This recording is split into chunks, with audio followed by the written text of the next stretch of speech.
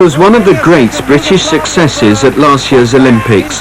Gold for Stephen Redgrave and Andy Holmes in the coxless pairs. The Olympic medals to their collection. 9 months later, their sport is bitterly divided. A band of leading oarsmen has refused to attend the selection weekend. There are calls for the resignation of senior members of the sport's governing body. And the man behind last year's success at Seoul has already resigned as chief men's coach.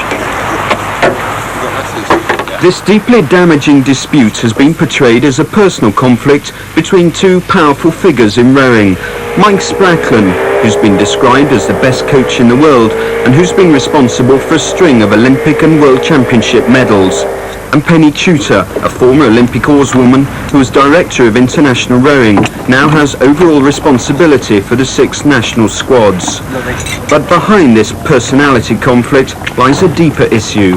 How best can this poorly funded sport continue to prosper in the highly professional world of international rowing? I'm talking about raising a mediocre international rowing nation into a top-class rowing nation, and that is where I think that we need improvement. In Italy and East Germany, they identify the talent, the engine, the motor, the athlete as a young lad, then teach him to row and develop him over a period of time. Let the boat stretch forward. Like we did yesterday. Earlier this year, Spracklen produced what amounted to a manifesto for British rowing. He argued there should be a network of paid coaches working to a chief coach on a single training plan, teaching a single British style, with a strong development scheme to bring on promising youngsters. Mike Spracklen is an idealist. I have to be a realist. I would love to be in the idealistic situation of having enough resources to deal with the current and the future. But at the end of the day, I have to look at reality and say, again, I can't spread the butter too thinly. Mike Spracklen's manifesto has not been officially recognised by the Amateur Rowing Association. Indeed, some senior officials say they haven't even seen it. But he can rely on the support of his club, Leander. This highly influential establishment, which still describes itself as a gentleman's club, fully supports Spracklen's views.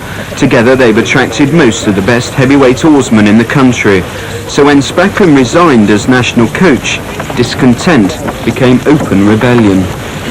When we've had a chief coach aligned to a certain club, there has been a general movement of athletes towards that club, and it gets to the point where if they're all from one club and the coach then resigns, that's why we've had this problem.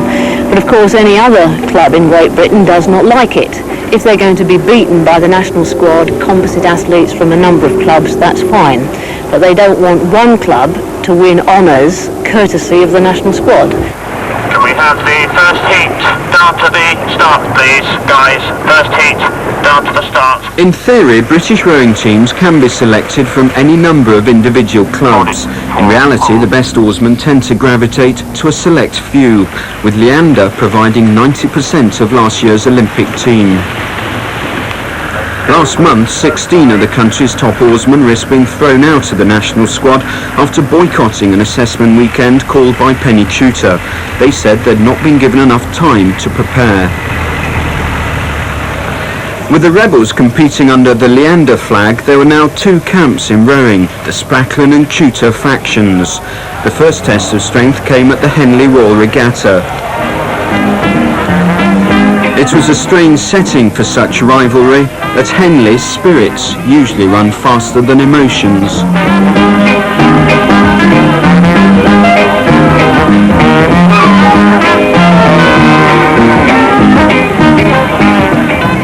But behind this carefree social whirl, oarsmen from around the world meet in deadly serious competition. Are you ready? Go! In the coxless pairs, all attention was on this race, poignantly symbolic of rowing's malaise. On the left, gold medalist Stephen Redgrave and his new partner Simon Beresford. In spite of their international honours, they chose to row in the colours of their club, Leander, whose members row with distinctive pink blades. Against them, fellow Olympic athletes Sally Hassan and John Garrett. They agreed with Penny Chuter and did attend the assessment weekend.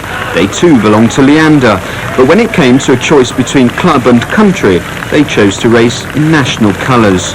In doing so, they became victims of a petty prank. Shortly before their first race, the blades of their oars were painted Leander pink. The white touch-up paint was hardly dry when they launched their boat. I think the disagreement arose really between Penny Chuter and Mike Spracklen. Mike Spracklen didn't want people to be changed in their crews, or at least not in the way that he thought Penny Chuter would. The way I see British rowing at the moment is to be coached under Mike Spracklen. Yes, you need somebody above Mike to organise, to try and get sponsorship in for the team and to sort it out for international regattas, transport and things like that. But the way things are happening, that hasn't been happening. And so I think there should be a change of director of international rowing. The dispute in rowing could hardly have come at a worse time for the sport. The ARA is urgently seeking sponsorship for Britain's 6 national squads. Rowing is an expensive sport, but it attracts little television coverage and few spectators. And with 3 years before the next Olympics, sponsors don't see it as a particularly attractive proposition. We only have enough money to run about 2 squads, and there is no compromise in high-performance sport. You can't muddle along anymore. And so my recommendation would be to take a very tough line and say, okay, I haven't got enough money to run 6 squads properly, let's run 1 or 2 properly and drop the rest. So that's one solution if there is no more money to be had from sponsors or any other source. The way ahead, in my opinion, is that in some way we must try to find more funding for high-performance sport, and the obvious way forward, as far as I am concerned, is a national lottery. Money is always given the excuse, and of course money is important, and you cannot run the best scheme without money. But the desire is the most important thing, is determination to succeed, and you don't need money if you are determined. We don't differ, in fact, a great deal, but Mike likes to feel it's his way, and okay, that's the personality of the guy. But he still has a terrific contribution to make to British rowing, and I hope he will continue to do so. But is there a personality conflict, as has been said in the papers? Only that I like to do things my way, perhaps, and he likes to do things his way. It's a sport full of very strong individuals, isn't it? Well, it has to be. High-performance sport is full of strong personalities. If it wasn't, we wouldn't achieve any results at all. Lane 4, 5:50. Lane 5, 5:59. Okay? Right, can you just ask the coaches to ask everyone to relax and give us 5 minutes or so alone? Yeah, sure. We'll work out the next phase. Achieving results at this autumn's World Championships is Penny Chuter's immediate problem. 2 weeks after Henley, she organised selection trials at the National Water Sports Centre. The question was, would Mike Spracklen and his oarsmen turn up? After months of discontent, it appeared rowing had put together some sort of peace plan. Mike Spracklen and the rebel oarsmen, who earlier this year had boycotted an assessment weekend, have appeared here at Nottingham for the final selection trials for the World Championships. But now news has arrived that the Nottingham Lightweight 8 has refused to attend. The lightweights argued that they'd already done well during the season and didn't need another exhausting weekend to prove it. They've now been excluded from the World Championships. And with British rowing still hopelessly divided, the chief protagonists in this non-too-civil war are both considering their future. I'm British by nature. I like to see British do well. I get opportunities to go abroad. I don't want to go abroad, but if it's the only way I can coach, then I would. I coached in Belgium for a couple of years and enjoyed it very much because they treated me very differently from the way I'm treated here. It strikes me you might all be better off if you're outside Britain. Yeah, I think so, yes, unfortunately.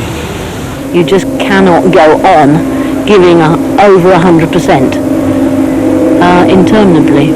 Have you ever thought perhaps it's not worth it, perhaps it should give up?